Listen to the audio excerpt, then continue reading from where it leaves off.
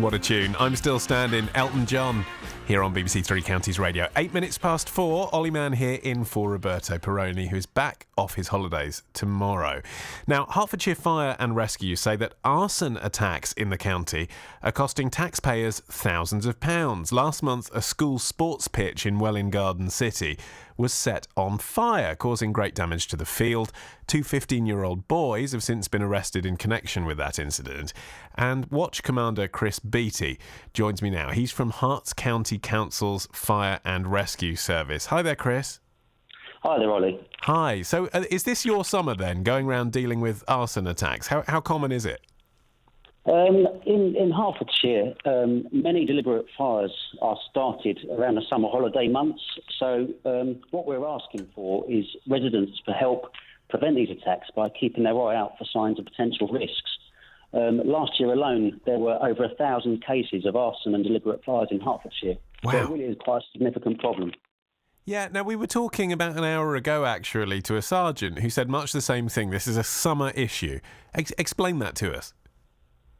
It does tend to be a summer issue where we spot trends, certainly in areas across Hertfordshire and surrounding counties, especially when schools are on break from holiday. But a lot of the time it is, unfortunately, started by children. And obviously arson is extremely dangerous. It puts lives and property at risk. And especially while our crews are dealing with arson incidents, they can be diverted away from other emergencies and community safety work. So what we're really asking for is residents to be vigilant and report any behaviour that they're concerned about. And it is very much, parents really do play a key role in helping us prevent this. What is the kind of worst scenario that you faced as a firefighter when you get to an arson attack? Because I suppose, a lot of the people committing it just think, well, it's property, it's not people. Well, there are many forms of arson and deliberate fires, which scale from really small-scale, unreported fires, all the way through to quite significant fires. There's been many buildings and businesses that have been lost, causing many thousands of pounds of damage to residents' property and commercial premises. So it's quite a range. There have been quite high-profile cases, certainly in Bishop Stortford area, where I'm from. People may be aware of the Clement Jocelyn fire, which was started, unfortunately, through a deliberate fire. But it was caused by a child who was just curious, playing with fire, who inadvertently started. It spread to the building and unfortunately lost a building which had been within the community for 300 or so years. So, when you were talking about, the signs that we're looking out for, one of those basically then isn't it, kids with any kind of equipment that can generate fire, because they might not be intending to commit arson in the sense of setting fire to property. They might just be literally playing with fire. Absolutely. Children are especially very vulnerable to fire hazards in and around the home. They're often fascinated by fire, be it matches, candles, bonfires or whatever.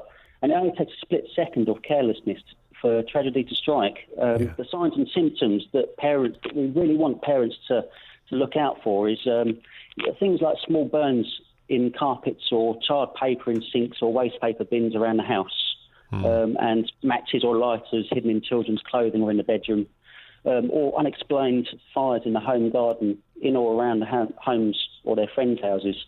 They are really things that parents can be looking out for.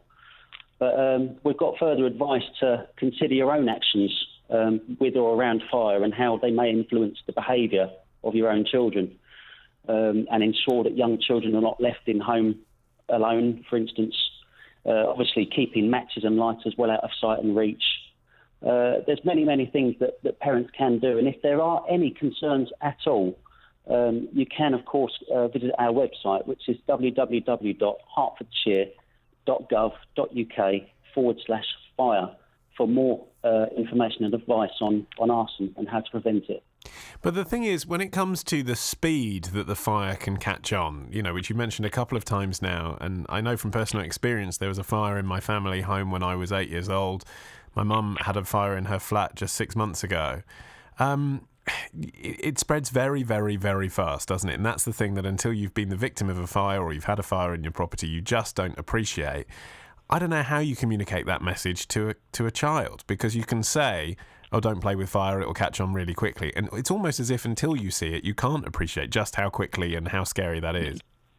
Absolutely. Fire can spread so fast, and what might just start as a really small waste paper, scrunched up piece of paper, if that was dropped onto, for example, a field, a very dry field in these summer months, it can quickly spread and cause many thousands of pounds worth of damage. What we particularly do in Hertfordshire is we try and educate children through schools, attending schools, and we get involved with various projects like the Great Fire of London project, which most schools cover as part of the curriculum, and we can really demonstrate the spread of fire through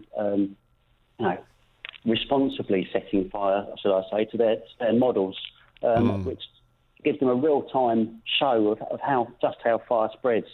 But there's many resources that are available on our website, which people can watch and use as an educational tool to help their children. OK, good stuff. Chris, thanks for that. Watch Commander Chris Beattie there from Herts County Council's Fire and Rescue Service. You know, when he was talking about just how quickly a fire can generate, and from the most surprising of sources, it just reminded me when I was a kid, when I was about, 6 or 7 years old, I was fascinated by showbiz, drama, theatre. I thought I wanted to be an actor. And I love that thing of, when a spotlight is on a performer, so they'd have a curtain behind them, a bit like in the Muppet Show, Kermit in the Muppet Show, boom, you get the spotlight on him. And I wanted to create that spotlight effect in my parents' bedroom. This wasn't what caused the fire, by the way, in my parents' house in 1989. I just remember this. And I thought the way that you generate that effect is by putting a lamp directly onto a curtain to create that circle effect. And that's what I did. And it started generating a small amount of smoke. And I called my mum up just to watch me performing. I was like, Mum, come and look, I'm going to do a show. Suffice to say, she was slightly more interested in my stage effects.